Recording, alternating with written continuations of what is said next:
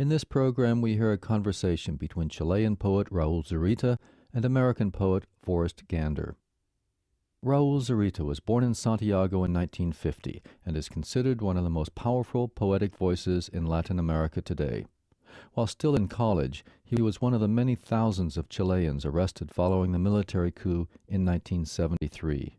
Much of his work over the next 2 decades was in response to the brutality of the Pinochet dictatorship. Along with other activist artists, he staged public events to promote resistance. Despite censorship, he managed to publish works critical of the government. And in a brazen act of defiance, he used bulldozers to write the words, "Ni pena ni miedo," neither shame nor fear, in the desert, in a scale so large it can only be read from the sky. Forrest Gander was born in Barstow, California, and holds degrees in both English literature and geology. Though primarily a poet, he is also a novelist, essayist, and has translated numerous volumes of Latin American poetry. We also hear Anna Dini, who provides an English translation for Raul Zurita. Dini translated Zurita's book Purgatory and the cycle of poems Dreams for Kurosawa. Ilya Kaminsky, the director of the Harriet Monroe Poetry Institute, hosted the conversation, which took place in September 2011. Here is Forrest Gander and Raul Zurita. So I'd like to follow up on the question of ethics and poetry, which you bring up in your definition of poetry, because poetry begins, in your vision, with the witnessing of someone else's death. There's a literary critic at Harvard University, Philip Fisher, who asserts that Walt Whitman's identification with the suffering of others, his claim that I am the man, I suffered, I was there, is, Philip Fisher says, quote, one of the most morally dubious acts of appropriation ever described. And Fisher goes on to say that the heart of his representation is the strong, violent act of interposition and replacement.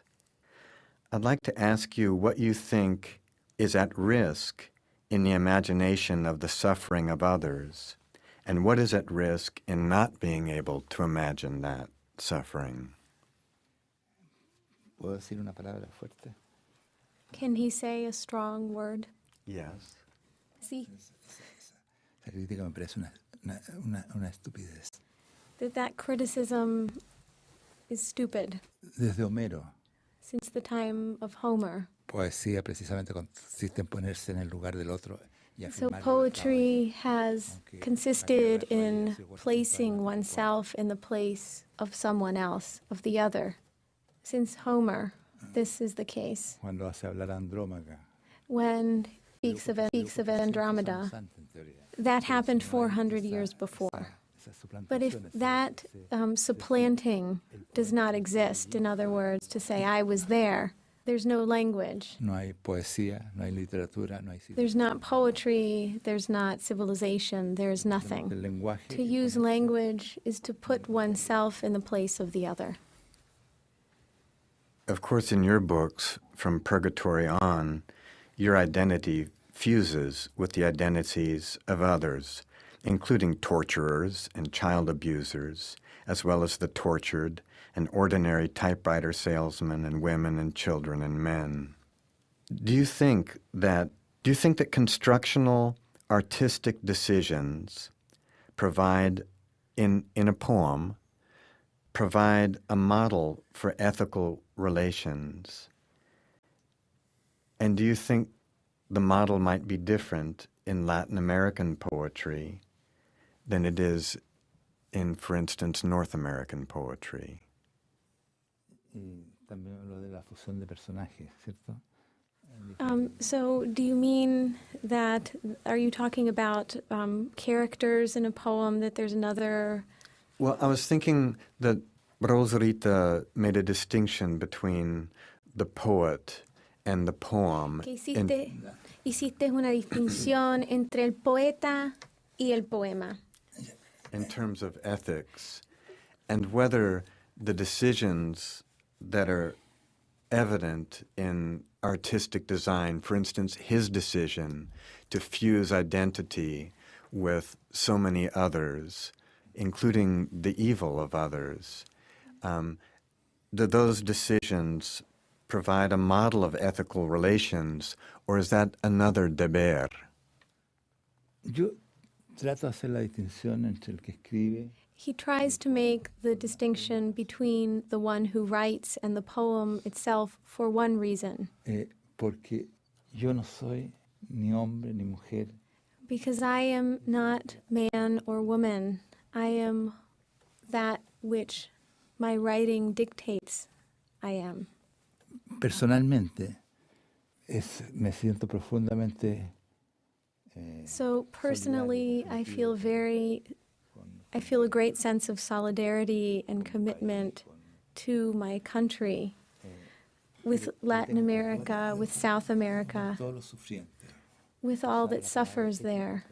But I would be terrified to tell others that they also have to have that concern, that ethical concern, because that coincides with the moment in which you say, this should be this way. Right. And so that is the commencement of fascism.